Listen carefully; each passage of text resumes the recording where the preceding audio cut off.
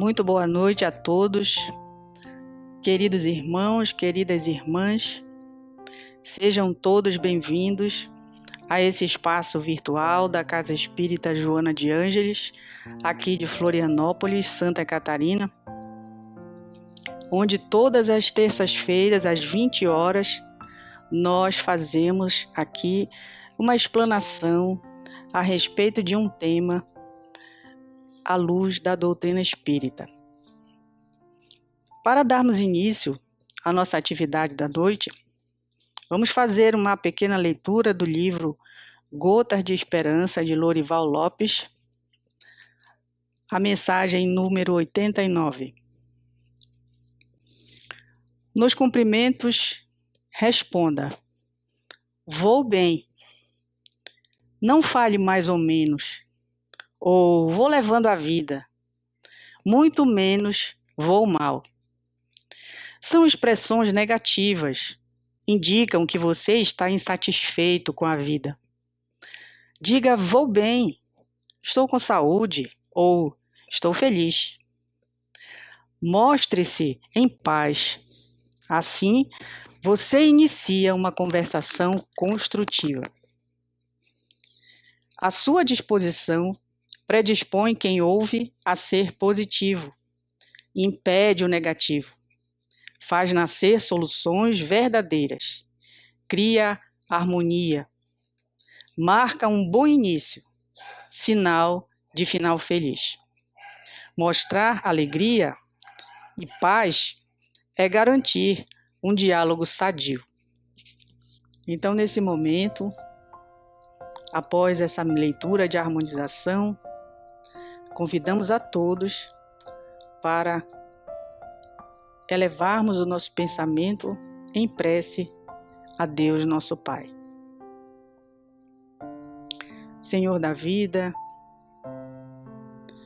vós que criastes tudo o que há no universo, que amas a todos nós, teus filhos, e nos ampara em todos os momentos de nossa vida, te pedimos neste instante que sonde os nossos corações e, encontrando tudo aquilo que nós necessitamos, as nossas dificuldades, as nossas aflições,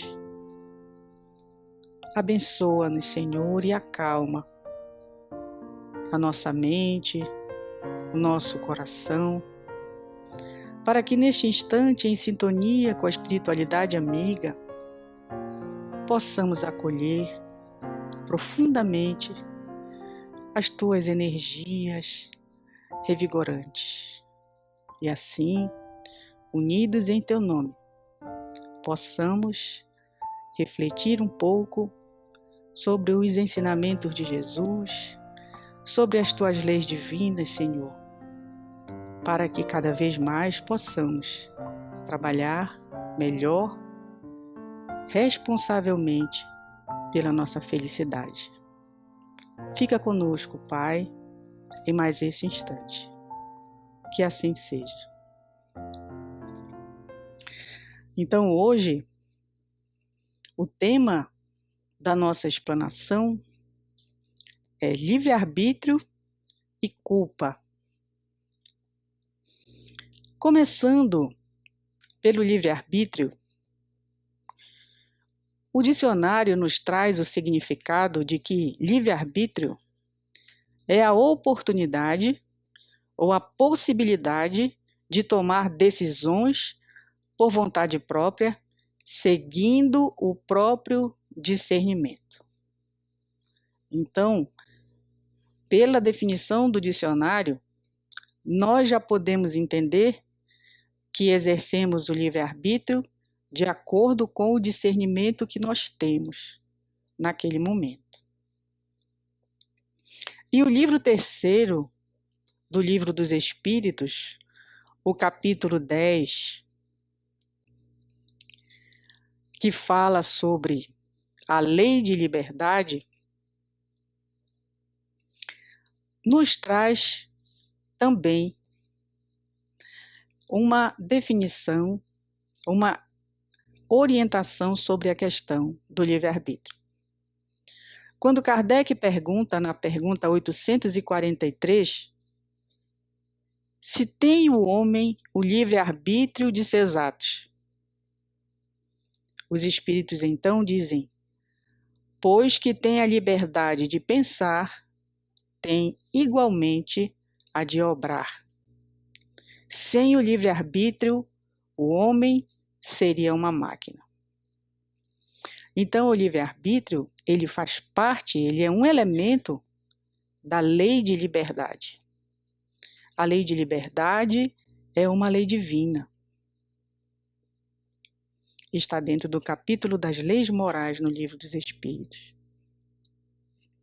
Então, vejam só, que Deus, ele não nos criou feito máquinas. Ele não nos criou com um chipzinho na mente para a gente ser teleguiado. Ele nos deu a inteligência, ele nos deu a consciência e ele nos deu o livre-arbítrio para que nós possamos ser donos das nossas atitudes, senhores das nossas escolhas e possamos construir por nós mesmos a nossa caminhada. Kardec também perguntou aos espíritos se não constitui obstáculo ao exercício do livre-arbítrio as predisposições instintivas que o homem já traz consigo ao nascer. Aquela questão, né?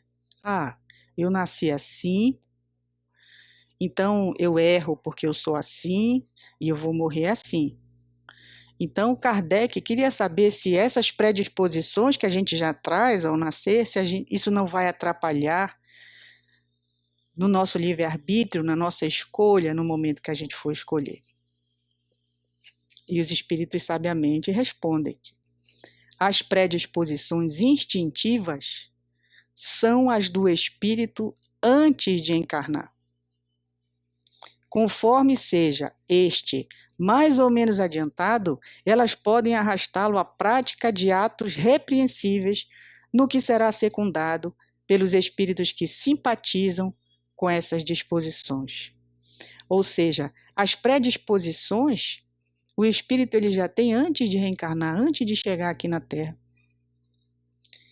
E se ele permitir que essas predisposições o arrastem, né, a prática de atos repreensivos, ele será acompanhado por aqueles espíritos que sintonizam com essas predisposições negativas. Não há, porém, continuam os espíritos, arrastamento irresistível, uma vez que se tenha a vontade de resistir.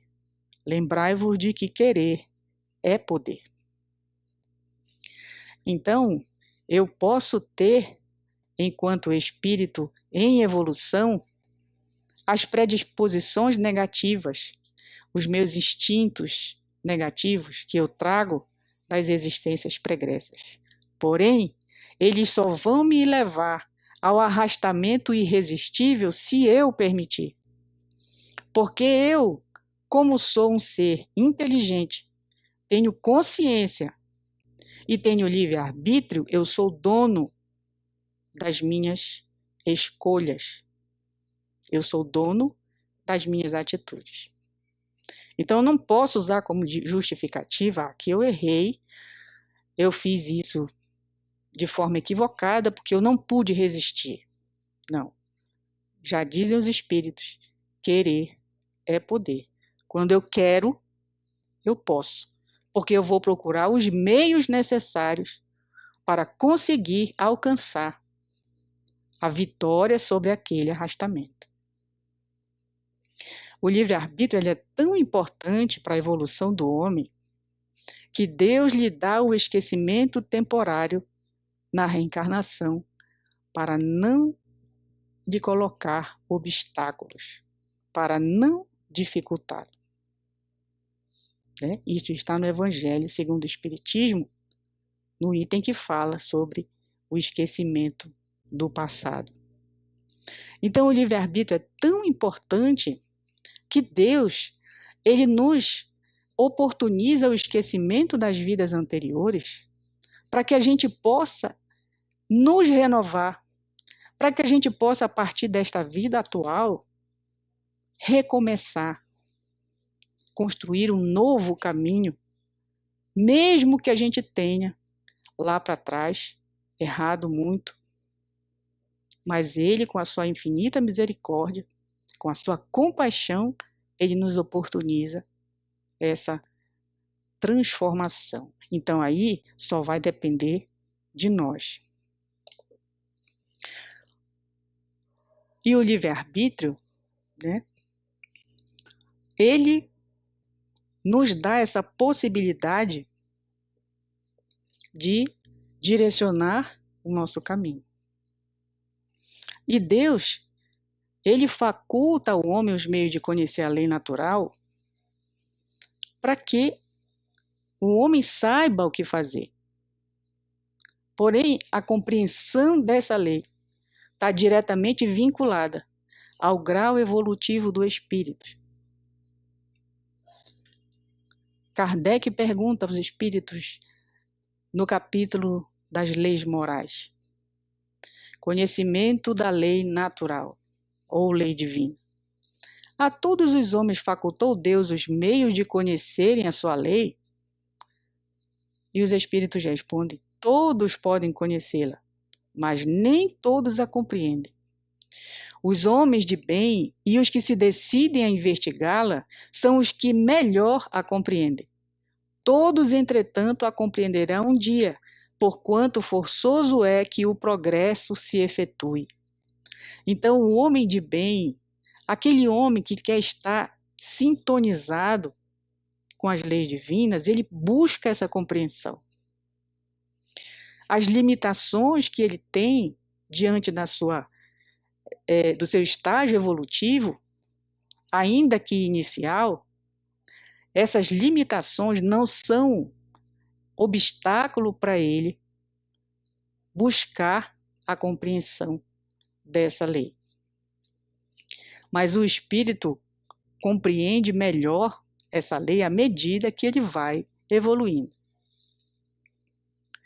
E Kardec também pergunta aos espíritos se antes de se unir ao corpo, a alma compreende melhor a lei de Deus do que depois de encarnada. E os espíritos respondem: compreende-a de acordo com o grau de perfeição que tenha atingido, e dela guarda a intuição quando unida ao corpo. Os maus instintos, porém, fazem ordinariamente que o homem a esqueça. Então, o espírito, ele compreende melhor a lei natural ou lei divina de acordo com a sua evolução. Não importa se ele esteja encarnado ou desencarnado, porque o seu estágio evolutivo é um só. Tanto faz ele no plano espiritual como no plano físico, é o mesmo estágio evolutivo. Acontece que quando ele está encarnado, os maus instintos, né, fazem com que o homem esqueça essa compreensão. Mas por que que isso acontece? Porque o homem permite, porque o espírito permite. Né? A gente viu no questionamento que o Kardec fez sobre os maus instintos, quando os espíritos disseram que querer é poder. Então, se eu não venço, se eu não mantenho a minha compreensão da lei divina, ou se eu não continuo buscando compreendê-la, é porque a minha vontade é pequena. Né? E eu permito, então, que os meus maus pendores me influenciem tanto a ponto de eu, que tinha todo um planejamento organizado para melhorar a minha condição evolutiva, muitas vezes eu tenho uma recaída. Às vezes me comprometo até mais do que eu já estava comprometido. E aí acontece algo que nos prejudica profundamente na nossa recuperação, que é a culpa. Quando eu, através do meu livre-arbítrio, eu escolho caminhos negativos para a minha vida, eu tomo atitudes negativas, eu tenho consciência, ainda que eu procure sufocar essa consciência, eu sou um ser inteligente, eu tenho conhecimento da lei divina, né, na minha consciência, então eu sei que aquilo que eu fiz é bom ou é ruim. E quando eu sei que é ruim, mas ainda assim eu fiz, e não procuro fazer nada para mudar aquilo, eu começo a desenvolver dentro de mim o sentimento de culpa. Joana de Ângeles nos coloca no livro Conflitos Existenciais em um capítulo que fala só sobre a culpa. Ela nos coloca que a culpa é o resultado da raiva que alguém sente contra si mesmo, voltada para dentro, em forma de sensação de algo que foi feito erradamente. Então, a culpa é aquela raiva que eu tenho de mim porque inconscientemente eu sei que eu errei. Eu sei que eu prejudiquei, eu sei que eu magoei, eu sei que eu matei, eu sei que eu usurpei, eu sei que eu fui uma pessoa corrupta, eu sei que eu errei. E esse procedimento, né, da culpa, ele preexiste à vida física, porque origina da primeira atitude que a gente tem em relação a essa consciência de que a gente errou, é o sentimento de culpa. Como gravame cometido contra o próximo que gerou conflito de consciência. Então eu errei e fiz algo grave contra o meu próximo. E isso gera um conflito na minha consciência, porque eu sei o que é o certo, mas eu fiz errado. Então isso gera um conflito de mim comigo mesmo. Lentamente, porém, o remorso, ele gerou o fenômeno de identificação do erro. Mas só que o remorso, ele não é acompanhado da coragem para a conveniente reparação, transferindo para os arquivos do espírito o conflito em forma de culpa, que ressuma facilmente ante o desencadear de qualquer ocorrência produzida pela associação de ideias condutora da lembrança inconsciente. Então, eu sinto remorso pelo erro que eu cometi. Mas como eu não tive coragem suficiente para reparar aquilo que eu fiz, então fica gravado aquele incômodo, aquela inquietação na minha consciência espiritual. E aí eu posso esconder aquilo de todo mundo, né? Eu posso nem me lembrar, se for o caso de vidas anteriores, posso nem me lembrar do que eu fiz. Mas quando eu vivo uma situação que me lembra aquilo, que toca, né, como a gente fala, na minha ferida, o que que acontece? Eu tenho uma atitude que muitas vezes as pessoas nem esperam de mim. Às vezes eu sou aquela pessoa calma, eu sou aquela pessoa tranquila, de repente eu tenho um surto. Mas por quê? Né? Como assim? Por que que aconteceu com fulano? O que que aconteceu é que ele, de repente, reviveu aquele momento em que ele cometeu aquela atitude grave. E como ele tem o remorso, o sentimento de culpa, ele não teve a coragem de reparar aquilo, ele é atingido. E quando isso ocorre, o indivíduo, ele experimenta uma grande angústia e ele procura o recurso da autopunição para tentar se libertar daquela consciência acusadora. Porque ele é responsável pelo delito, pela falta pequena ou grave que ninguém sabe que ele fez, mas ele sabe que ele fez. Isso se encontra registrado no mapa das realizações pessoais, ou seja, no mapa daquela caminhada que ele fez. E isso é intransferível. Ninguém pode reparar aquilo, é só a pessoa que fez.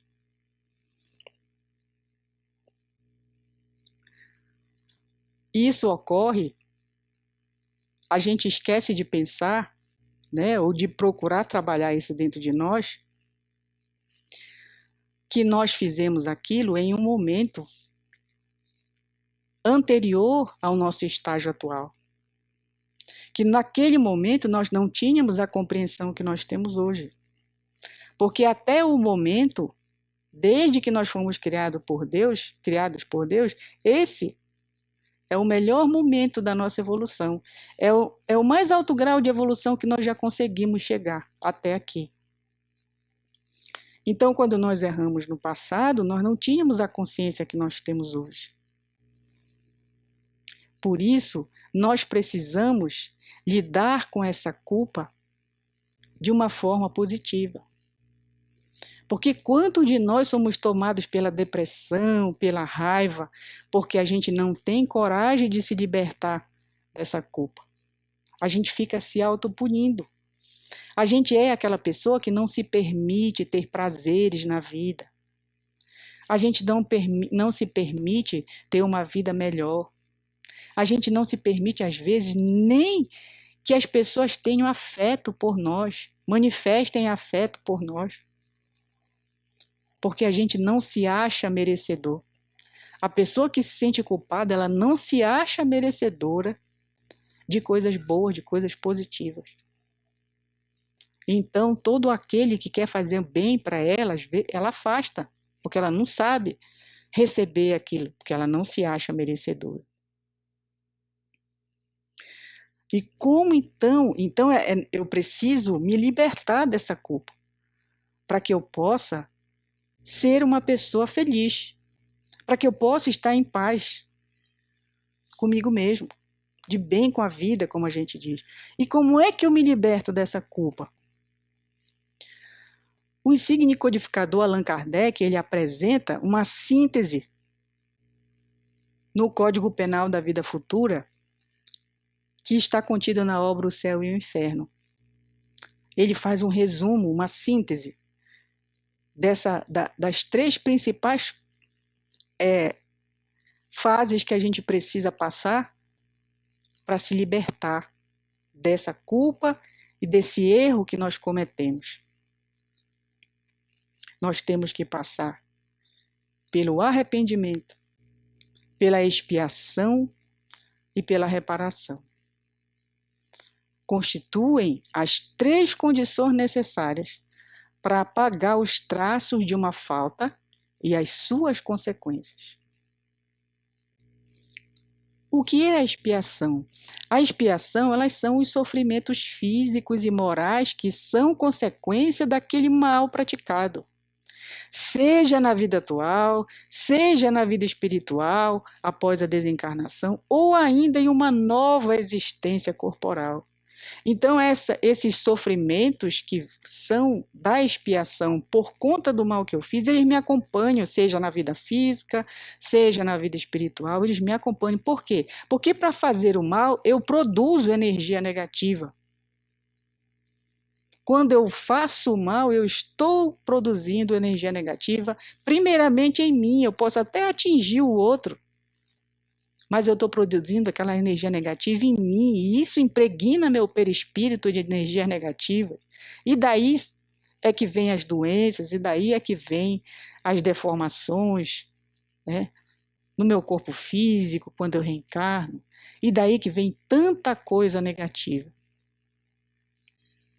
Então, a expiação é essa energia ruim que eu gerei quando eu estava fazendo mal. E o arrependimento? O arrependimento, então, é o primeiro passo para a regeneração, porque ele suaviza esse sabor amargo da expiação, ele suaviza essas dores da expiação, porque ele abre espaço através da esperança. Quando eu me arrependo sinceramente, né, ele abre espaço para eu me reabilitar. O arrependimento é imprescindível para que eu comece a minha caminhada de reabilitação, de libertação dos traços daquele mal e das consequências, das energias consequentes daquele mal. Mas é somente na reparação, contudo, que eu posso anular o efeito daquele mal, destruindo a causa daquele mal. Porque a reparação consiste em fazer o bem àquele a quem se havia feito mal. Então, se eu fiz mal a alguém, ou a uma pessoa, ou a um grupo de pessoas, ou a uma nação, por exemplo, né? Porque são dimensões e dimensões dessa prática, eu só vou conseguir me libertar daquilo, me reabilitar, me regenerar, quando eu efetivamente reparar todo o mal que eu fiz. Por isso que não basta só, eu me arrependo, Senhor, eu me arrependo, mas e agora? Porque a reparação é justamente a responsabilidade de assumir que eu errei e correr atrás do prejuízo. Isso é reparação. Então, a gente precisa entender também que há uma culpa que é saudável, que deve acompanhar os atos humanos. Quando esses atos não correspondem aos padrões de equilíbrio e de ética. Mas esse sentimento, ele deve ser encarado com um sentido de responsabilidade. Se a gente não tivesse esse sentimento de culpa, a gente ia se perder, né, nas situações, e ia permitir a outras pessoas que agissem irresponsavelmente. Então, nós precisamos de um pouco de culpa para que a gente não erre e pronto, relaxe e fique tudo bem. Não. A gente precisa ter um pouco de culpa. Mas essa culpa, ela não pode ser tão forte, tão grande, que seja um obstáculo, um entravamento, um entrave à nossa evolução. Não é? Então, nós cometemos erros, todos nós cometemos erros. E alguns erros de natureza grave. No entanto, não temos por que desanimar na luta. É o que chama a atenção Joana de Ângeles. Ou abandonar os compromissos de elevação moral. Porque, eu não mereço. É aquela história, eu não mereço. Não, eu fiz muito mal, então Deus não vai me perdoar. Deus é todo amor, todo bondade, compassivo. A nossa existência atual é a prova disso. Ele nos dá, como nós já falamos no início, o esquecimento temporário justamente para que a gente possa iniciar uma nova caminhada. O que nós não podemos é permanecer no erro. Nós já sabemos que nós erramos.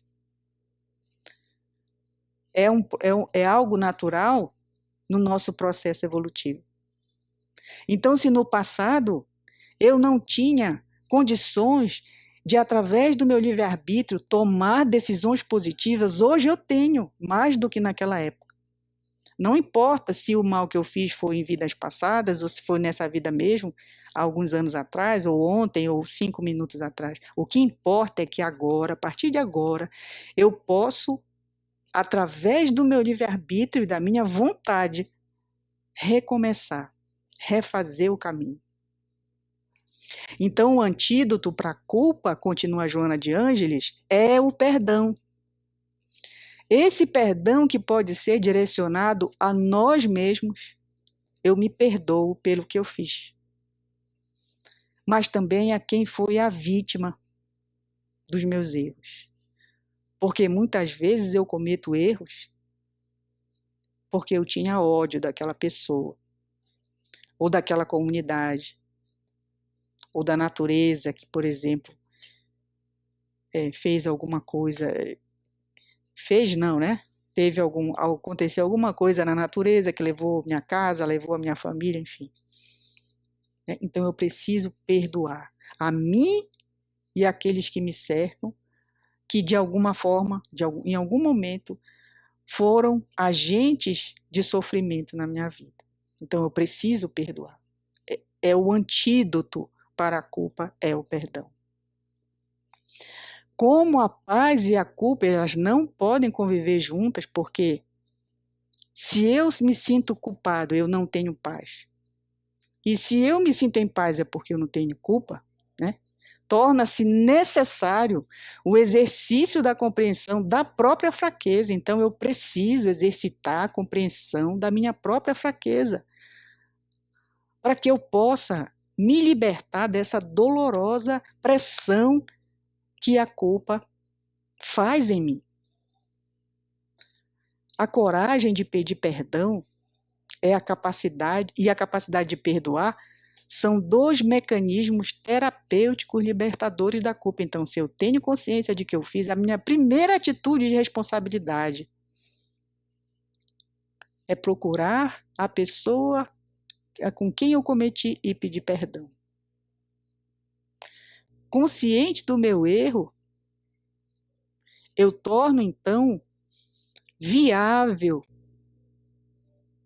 que eu possa buscar uma forma de reparar. E nenhuma forma de reparar é mais eficiente do que aquela que auxilia aquele a quem a gente ofendeu ou prejudicou, oportunizando a recomposição do que foi danificado. Então, por exemplo, se eu sou aquela mãe, aquele pai que eu tenho um filho difícil dentro de casa, o que nos diz o Evangelho sobre isso? Que a gente não abandone o nosso filho, mas que a gente pergunte para a nossa consciência, né? Ou diga para a nossa consciência, um de nós é o culpado desse entrave, dessa dificuldade. Então, meu Deus, me ajude. Porque aquele filho pode muito bem ter sido alguém que eu já prejudiquei muito no passado, alguém que eu já abandonei no passado, e que por causa desse abandono buscou um caminho ruim e se perdeu na vida. E hoje eu tenho a tarefa de reconduzir aquela pessoa, aquele espírito em evolução, filho de Deus, assim como eu, para o bom caminho. Eu tenho a tarefa de auxiliá-lo a se recuperar emocionalmente, psicologicamente, para que ele possa ter condição de ser uma pessoa melhor também. Então, se eu prejudiquei, eu vou fazer todo o possível para reparar aquele erro que eu fiz. Né? Embora eu não tenha certeza, eu não saiba. Mas se eu tenho uma dificuldade com alguém, com certeza tem um entrave ali entre nós que não é de agora. Porque às vezes a gente, dentro do nosso próprio lar, a gente tem esse entrave com a mãe, ou com o pai, ou com o irmão, ou com o filho. Então, certamente, a gente se deve a alguma coisa. Senão nós não estaríamos juntos. Então, tratando-se de culpa que está no inconsciente, que é procedente de uma existência passada, né? Porque às vezes eu sei o que foi que eu fiz de errado quando eu fiz nessa vida aqui. Eu tenho consciência do que eu fiz. Se eu fiz nessa vida. Mas se eu tenho, então eu tenho um direcionamento melhor, né, para trabalhar isso. Mas se eu não tenho, eu não sei o que eu fiz. E muitas vezes, aquela pessoa que é deprimida, aquela pessoa que a gente olha e diz assim, poxa, mas fulano tem tudo na vida. Por que sofre de depressão? Às vezes é esse sentimento de culpa que a pessoa sente, que vem lá de outras vidas, que não permite que ela seja feliz, que ela seja grata a tudo que ela tem hoje, porque ela se acha imerecedora daquilo. Aí deprime, aí vai os processos de depressão.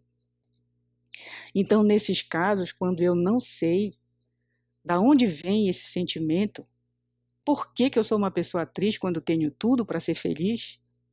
Então, a mudança de atitude minha tem que ser em relação à vida, às pessoas, permitindo a mim mesmo o trabalho da edificação da minha evolução. Eu preciso ser mais produtivo no bem, buscando recurso de equilíbrio e me libertando dessa carga negativa. Então eu tenho que pensar que, mas se eu tenho essa vida, se Deus me deu essa vida, então eu preciso trabalhar em prol da minha felicidade, fazendo aos outros aquilo que eu gostaria que me fosse feito, não é? Então, voltando ao início da nossa explanação, é também pelo uso do livre-arbítrio que o homem decide-se pelo bem. Não é? Como diz a definição do dicionário, que é o livre-arbítrio, é quando a pessoa toma decisões por vontade própria, seguindo o próprio discernimento. Então, se antes eu não tinha discernimento suficientemente maduro para tomar decisões melhores, hoje eu tenho. E é através do meu livre-arbítrio que eu posso fazer isso. Então, à medida que o homem avança na vida espiritual, né, que o espírito avança no mundo, na vida espiritual, na sua evolução espiritual, se ele enveredou um dia pelo mau caminho, ele vai evoluindo, vai se esclarecendo e pouco a pouco ele vai se libertando das suas imperfeições, conforme a maior ou menor boa vontade que demonstra, em virtude do seu livre-arbítrio, nos diz o Evangelho segundo o Espiritismo. Bem-aventurados os que têm puro coração. Né? Então, se hoje eu tenho mais consciência, então eu tenho melhor condição de tomar decisões mais felizes. A expiação, né, para mim hoje, ela já está aliviada. Por quê? Porque eu já me arrependi dos erros que eu fiz. Então, a partir de hoje, eu posso ser feliz. Eu posso deixar e devo deixar a culpa de lado, né? Porque, como diria o nosso irmão Divaldo, né, ele coloca assim que o Espiritismo, ele destaca que os indivíduos foram criados para serem felizes. Portanto, não devemos cultivar ideias negativas, mágoas, culpas, porque o próprio Jesus já disse que o amor cobre a multidão dos pecados. Então, se eu errei, se eu prejudiquei, se eu magoei, então agora eu preciso amar. Eu preciso fazer do amor o mapa de serviço, o mapa de orientação da minha vida. Para que a gente possa viver em paz com a gente mesmo, que a gente procure não se preocupar com o que os outros pensam da gente. Porque os outros também estão no mesmo barco que nós. Eles também têm as suas dificuldades. Eles também têm os seus erros graves que eles cometeram no passado, às vezes estão cometendo, né? Eles não têm capacidade de nos julgar. Nós não temos capacidade de julgar ninguém. E nem quem teve, que foi Jesus, aqui na Terra, a única pessoa que tinha capacidade de julgar aqui na Terra foi Jesus. E ele não fez isso. Ele disse o quê? Pai, perdoa. Eles não sabem o que fazem. Então, assim são as grandes almas. Elas buscam a renovação. Né? Então, a doutrina espírita, ela veio ressuscitar a doutrina de Jesus com toda a ética moral do Cristo. É a religião cósmica do amor. Então, deixemos a culpa de lado e escolhamos pelo livre-arbítrio viver o amor, aquele amor que Jesus nos ensinou.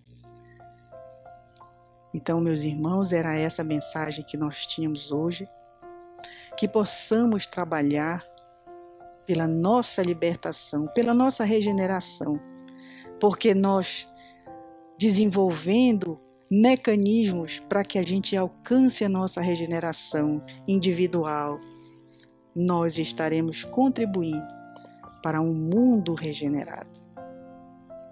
Que a paz de nosso Senhor Jesus permaneça em nossos corações, nos amparando e nos fortalecendo. Que assim seja. Muito obrigado pela atenção de todos. Fiquemos em paz.